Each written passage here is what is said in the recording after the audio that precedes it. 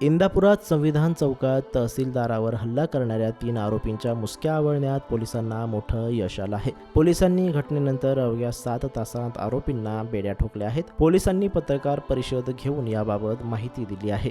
इंदापूरचे तहसीलदार श्रीकांत पाटील यांच्यावर हल्ला करणाऱ्या आरोपींच्या मुसक्या आवळण्यात पोलिसांना मोठं यश आलं. विशेष म्हणजे पोलिसांनी घटनेनंतर अवघ्या 7 तासांच्या आत आरोपीला अटक केली. बारामतीचे पोलीस उपविभागीय अधिकारी डॉक्टर सुदर्शन राठोड यांनी याबाबत माहिती दिली. इंदापूरचे तहसीलदार श्रीकांत पाटील यांच्यावर आज सायंकाळी इंदापूर शहरातील संविधान चौकात अज्ञातांनी हल्ला केला होता. या घटनेमुळे एकच खळबळ उडाली होती. या घटनेनंतर 7 तासात पोलिसांनी 3 हल्लेखोरांना ताब्यात घेतलं आहे. तसेच इतर आरोपींचा शोध सुरू असल्याची माहिती बारामतीचे उपविभागीय पोलीस अधिकारी डॉक्टर सुदर्शन राठोड यांनी दिली. त्यांनी पत्रकार परिषद घेऊन याबाबत सविस्तर माहिती दिली. तहसीलदार श्रीकांत पाटील यांनी यापूर्वी केलेल्या गौण खनिजाच्या कारवाईतून मनात राग धरून हा हल्ला करण्यात आल्याचं पोलिसांनी सांगितलंय. इंदापुरात आज सकाळी धक्कादायक घटना समोर आली होती. इंदापूरचे तहसीलदार तहसील कार्यालयाच्या जवळ संविधान चौकात आले तेव्हा एका 4 चाकी गाडीतून आलेल्या अज्ञात हल्लेखोरांनी त्यांच्या गाडीवर हल्ला केला. हल्लेखोरांनी लोखंडी रॉडनं श्रीकांत